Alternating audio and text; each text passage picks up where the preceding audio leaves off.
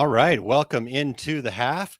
My name is Aaron Montgomery, and you can find me at oursuccessgroup.com. And this fine gentleman right here is Erich Campbell. Eric, you're over at erichcampbell.com, but how you doing today, sir?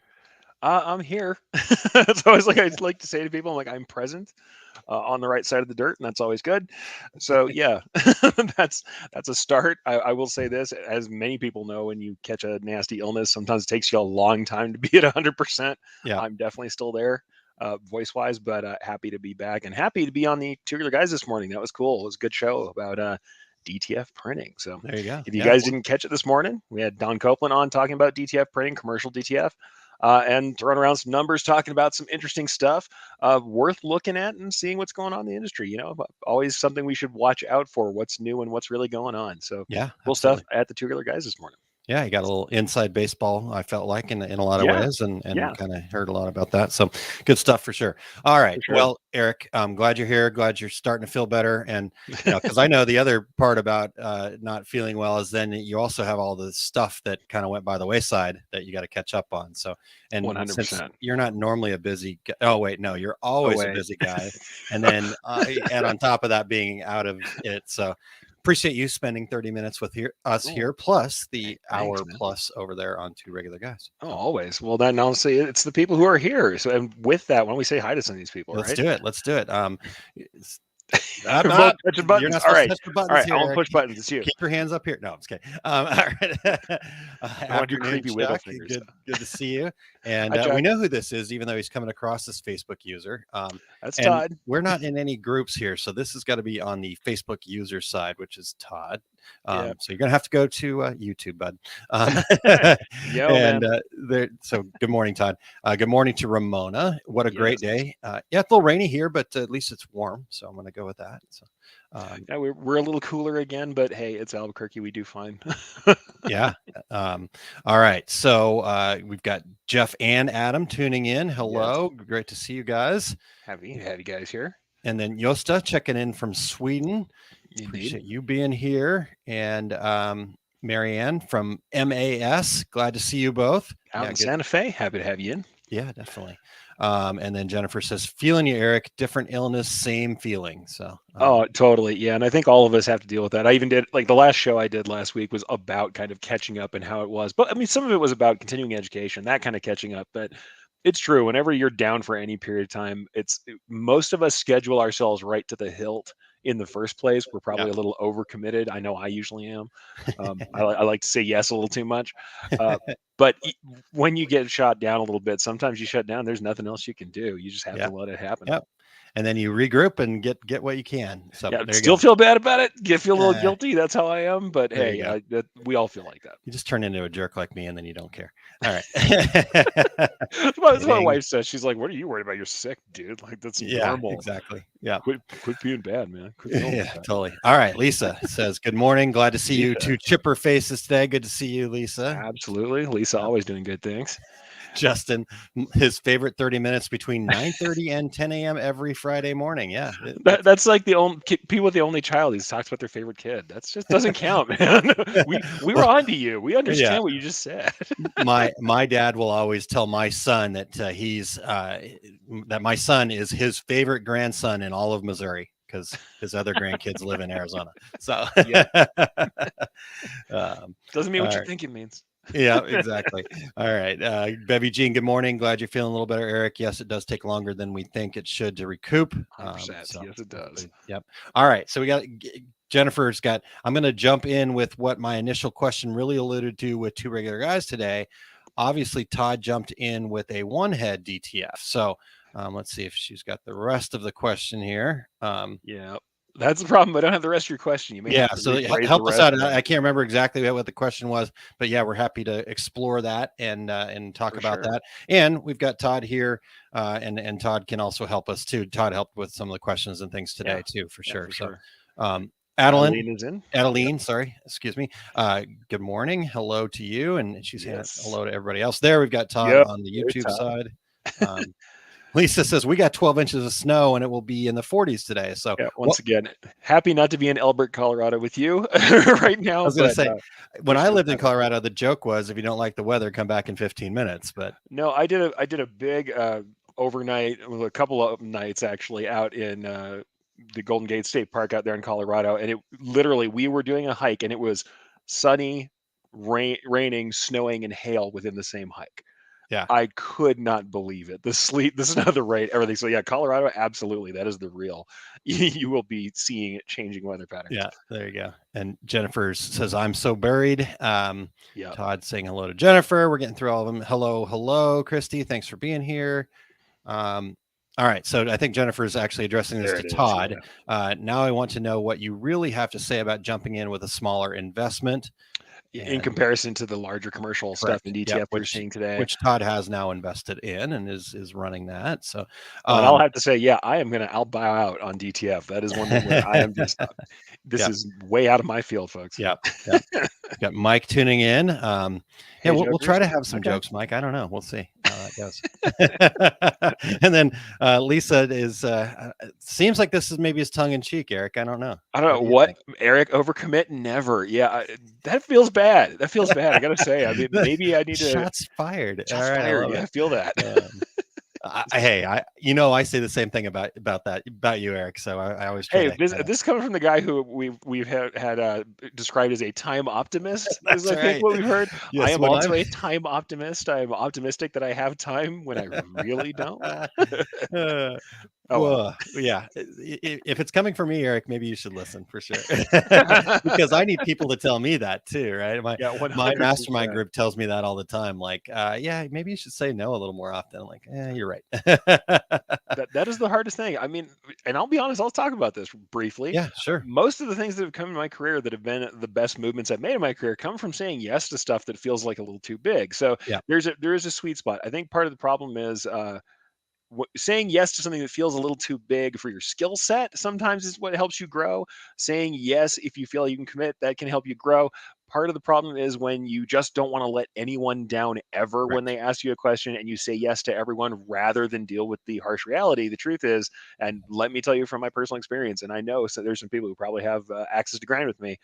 There are times where I have committed to something and can't get it all done, and you just end up letting them down on the back end when they had expectations, rather than letting them down the front end where they really didn't have those expectations yet.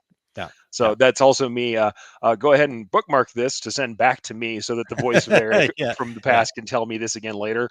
This is me talking to me, but really part of that commitment is knowing, do I want to let them down now, or do I want to let them down later? Yeah.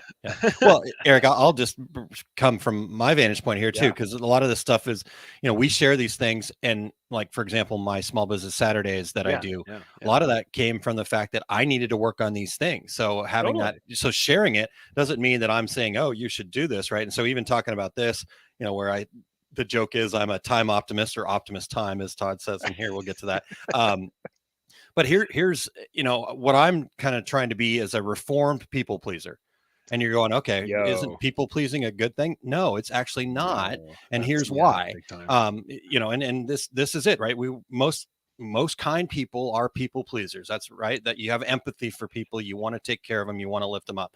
But in reality, you have to understand what your limitations are. You have to, it's people pleasing is not necessarily a good thing. It's kind of like what I talk about with customer service, actually, Eric, in the sense of, we think that customer service is just bending over backwards and doing everything we can for every customer that tells us to jump.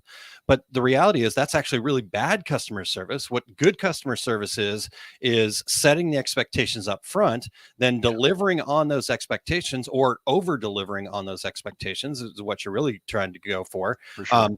And that's what good customer service is. So part of good customer service is learning to say no. And the same thing goes with people pleasing. Part of being somebody that is helpful is learning to say no to the things that don't fit, right? That don't lead you to your zone of greatness, is the way I would put it. So anyhow, my point, and totally true. Again, Eric, you might think that I'm talking to you. I'm talking to myself, right? This is how the same thing. Let's mark this and come back and remind ourselves of this. So, well, I've told people this before. This is the secret. A lot of my really early articles. So not to call out any shops I worked at particularly. In fact, the shop where the first articles were at is shut down for reasons. All right. So a lot of my very early articles were, these are the things I wish that my managers would listen to. these are the things we're having problems with, the lessons I'm learning, and I'm teaching you guys what happened and what to avoid. When Yeah. I have a big post about avoiding pitfalls, believe Yeah. me, it's because I've either watched someone or been Sure. myself the person who's fallen into that pitfall, and I'm trying to help people not do that. Yeah. And I think it's the same thing here. And you shouldn't feel bad about that. That is one. It's an excellent way to learn a lesson. I hate to Yep. say that, but you learn from pain very quickly. Yep. But it's good then to share that so other people don't have to go through it. Definitely. Well, I'm going to jump around in the comments here just a little Yeah, bit let's do because it. we kind of stay, and then we'll change topics here in Oh just a yeah, go second. But on. Jennifer says, I think most of us are all essentially the same type A, codependent, semi anxious people. Makes us great business owners, but suck at caring for our own issues. Oh I yeah, think there's a lot you of us. nailed it right on there, Jennifer. Perfect. May not be all of us. I know people who aren't, and sometimes it feels like we're speaking different languages. That's the hard part, communicating with the people who don't have that. But I Yeah. know a lot of people who are in this industry. Yeah, yeah, exactly. And then Lisa says, "We love you, Eric, and I agree about the sweet spot. A little Yep. challenge is something we all need to push us to be greater than we are." Right? Yes, exactly. And Yep. but but that challenge has got to be something that is pushing you. So I'm going to use this because I'm in the middle of rereading for like the third or fourth time now this book called The Alchemist, Mm-hmm. and they talk about chasing your personal legend, right? It's Mm-hmm. what you're meant to do. It's what you were born to do, so to Yeah. speak. Yeah. And those are the kinds of challenges we need to work on. But Yep. yeah, so we'll get way too deep into that. Instead of chasing FOMO or chasing things that you feel like you must or you have to because you feel obligated, sometimes those things Yep. aren't really it. I mean, there are real obligations in the world, but there's times where we really are just doing things because we feel like we can't afford not to, Yeah. and we have to really examine those things. Yeah, exactly. And then when we were talking about customer service here, Jennifer Yep. said, "Overpromise and underdeliver." My motto for 20 years. Absolutely. And then good one here. Also, another great motto: "Ask me Ask how me I how I know." know. Right? Yeah. There you I say go. that. I say that all the time on the take up. Ask me how I know. We'll talk about it. Because I've But I made that share that. mistake, right? Yeah, Oh, for yeah, sure. all the time. All right, and then one more from Todd here on this subject. I think we can move in Yeah, back yeah. to a couple other things here. She says, "I need an artist for a drawing of Aaron. If he was a transformer, he'd be Optimus Time. He needs a rendering. So I can send a headshot, and then you can take and convert that into me being a transformer. That'd be pretty cool, actually. I'd actually There wear you that. go. There's your test print. There you go. All right. So, Barb, happy Friday. Happy Friday, Barb. Happy to Yosta have you on. says it's become warmer outside these days. Now in the refrigerator, heat 4+4C. There we go. Let's see here. Todd, excuse me, Todd answering Jennifer, talking about, kind of starting with that single head and moving into the commercial stuff.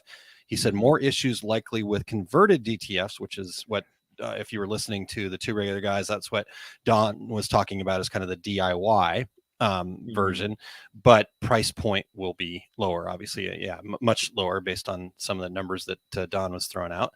And then Jennifer said, well, I guess the rest of the question is there are smaller ways to jump into DTF with that sweet spot between your own business use versus commercial use, printing for others.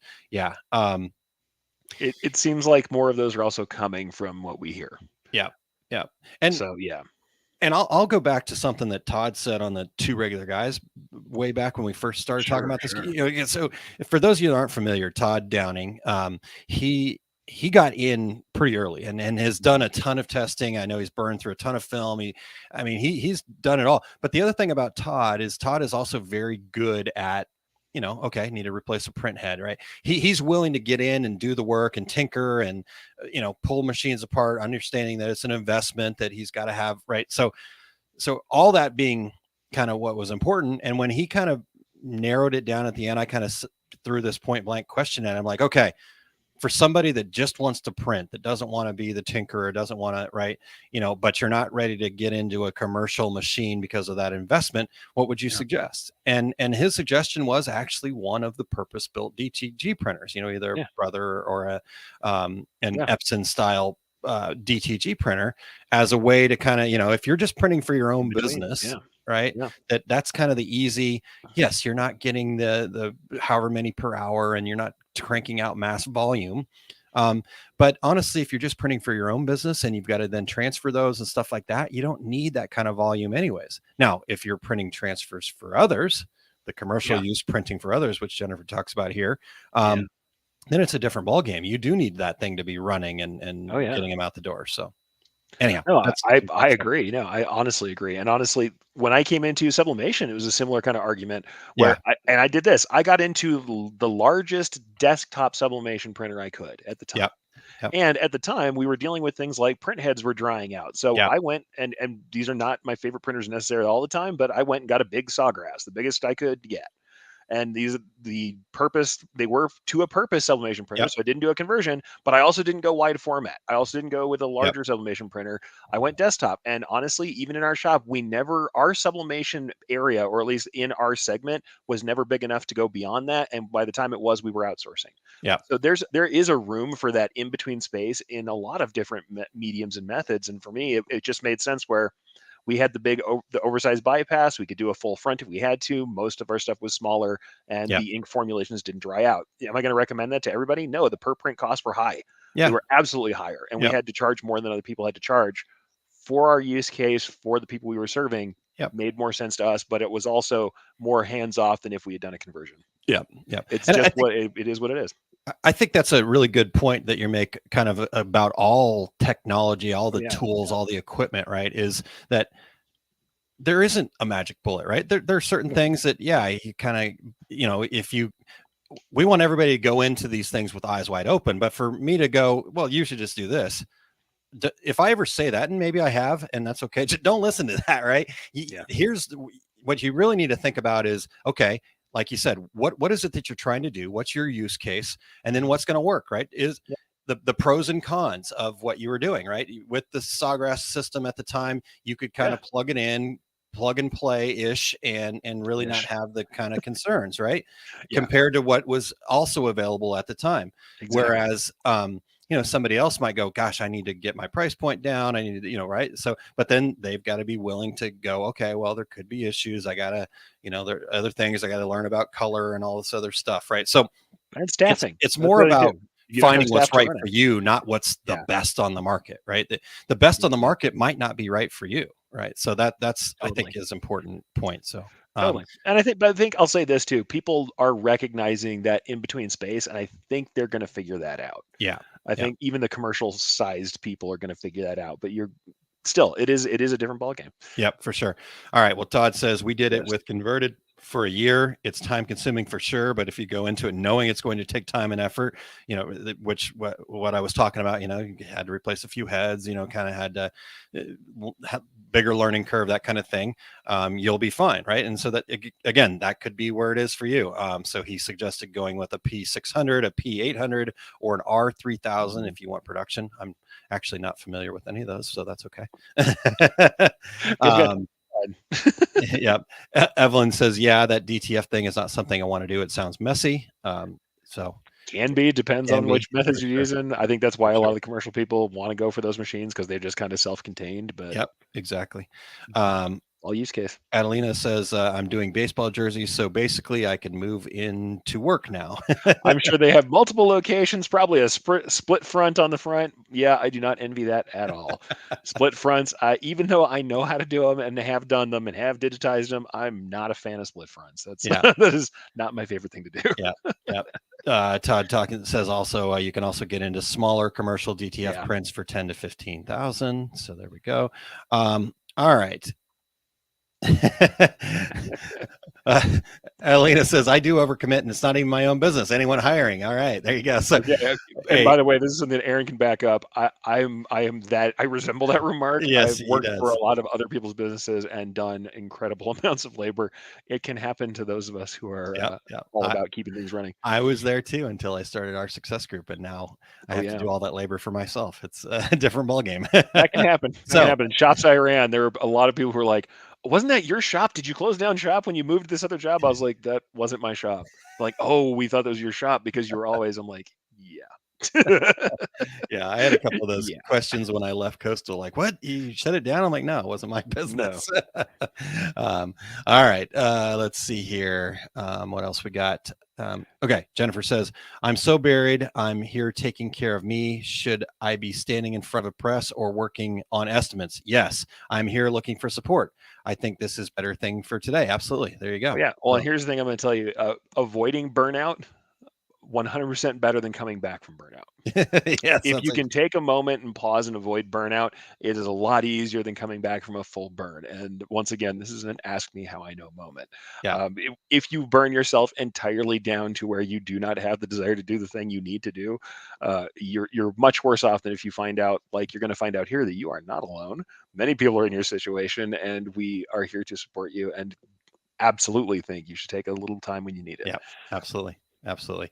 Todd says buying transfers is buying time, Jennifer. Yeah. And then she followed that up with, I know my issue is I want some immediacy. Ordering means waiting. This is the big question, and honestly, funny enough, this comes up in so many places in decoration. This is where I have people talking about in-house digitizing, same kind of thing, Yeah. where we have the argument between, do I bring in equipment? Do I develop a skilled labor position to have it immediate, or to have control, or to be able to do things creatively that I couldn't do with outsourcing, or do I get, continue to outsource and not have to deal with the headache? That is a balance, and I think once again comes down to your customer base, comes down to the way you sell, Yeah. and what's good for that mix.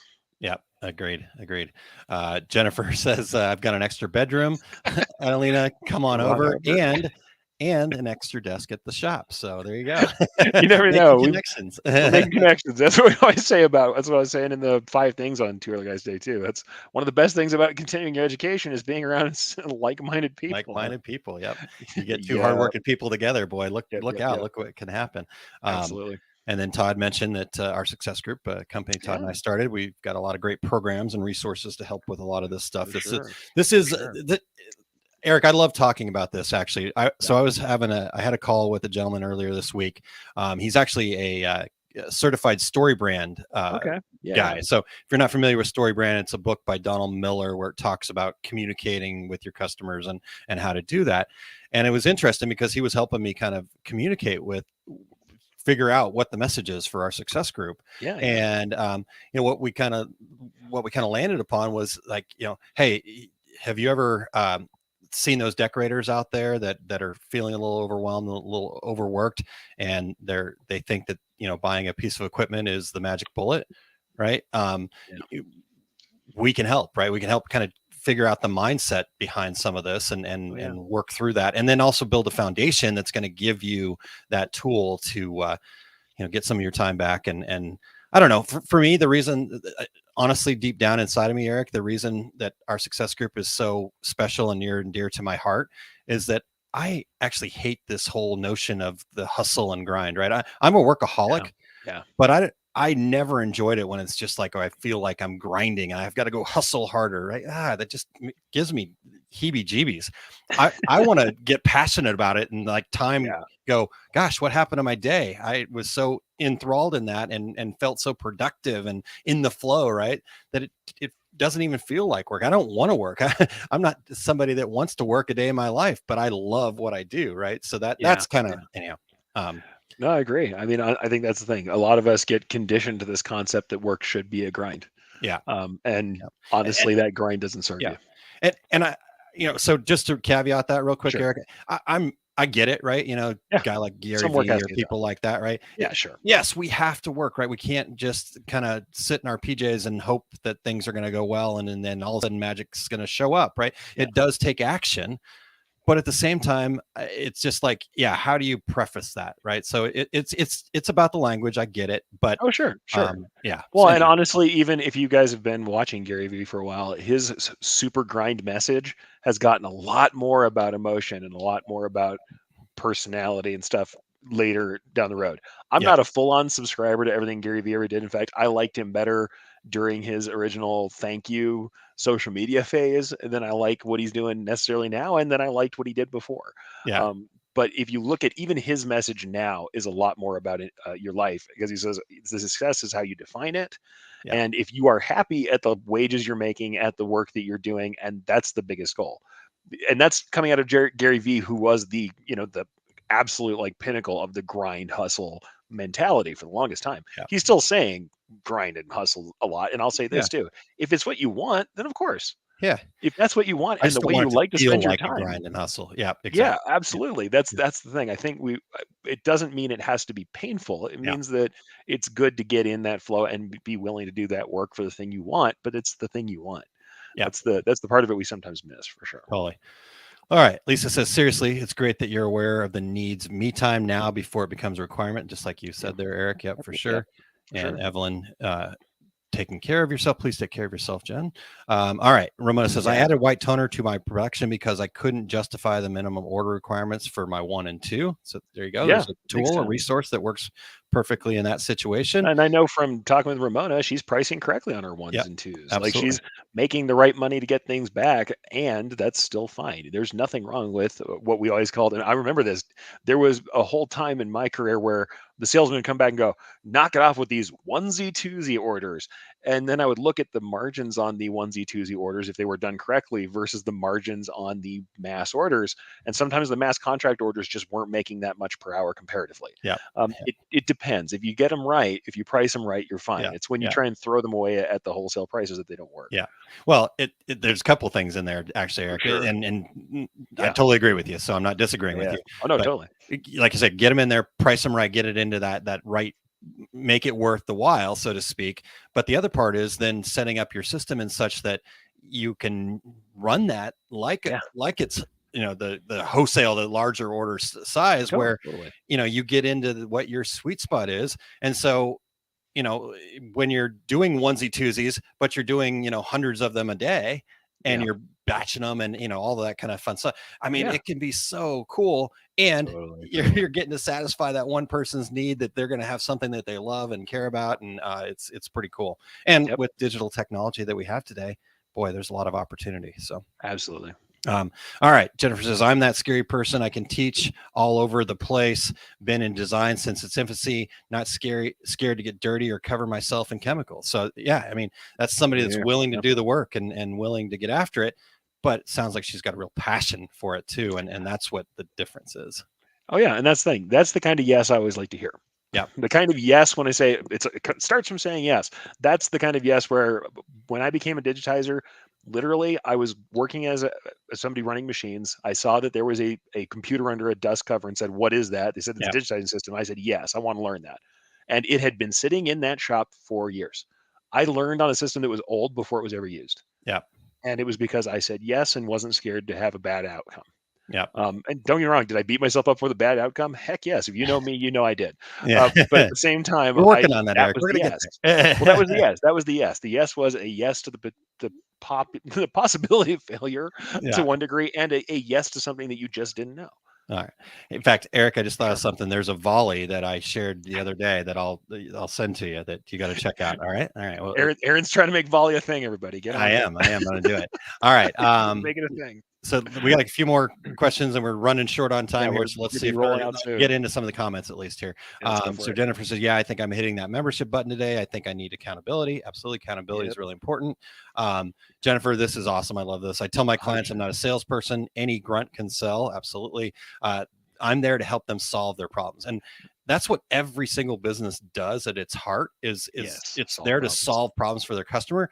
But how you describe that is so important. So This is my old phrase that everyone's heard me say a million times: be a consultant, not a commodity. Yep. Oh, there you go. I love it. Perfect. That's my phrase. That's High what I five. say. Nice job, Eric. All right. In fact, Todd says, in fact, signed up a new member this week who has never been to a trade show. Wow. She's now attending classes with Eric, Terry, and Clay at DAC Chicago. I told her Nice. you'd help her on your class, Aaron. Absolutely. For sure. We'll do it. Yep. Yep. Absolutely. That's what we're here for. Yep. Ramona says, thank you. Thank you. Of course, this week I got an order for 244 and forgot to look at outsourcing. But when I did, my in-house pricing was the same. So I'll do the labor and Hey, what I do. And yeah, exactly. Just understand where you're at. But you analyzed it, you checked it out, you knew your prices. And that's the trick, right? She was able to go, whoop, whoop. Okay, now I know what to do. Make those decisions easier for yourself. Don't 100%. make that like, oh gosh, I don't know. Right. Okay. Yeah. Jennifer says, I've got DAX on my calendar, hoping the anemia treatments. Thank you. Sorry.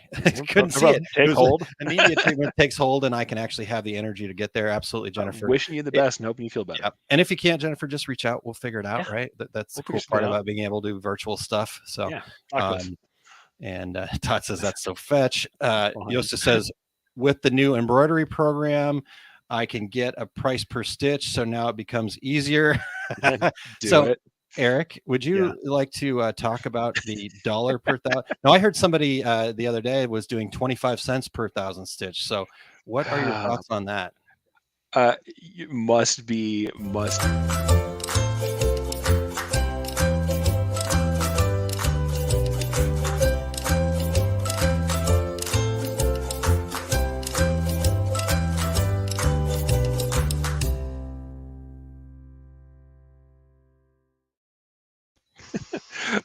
25 cents per thousand couldn't be me, people.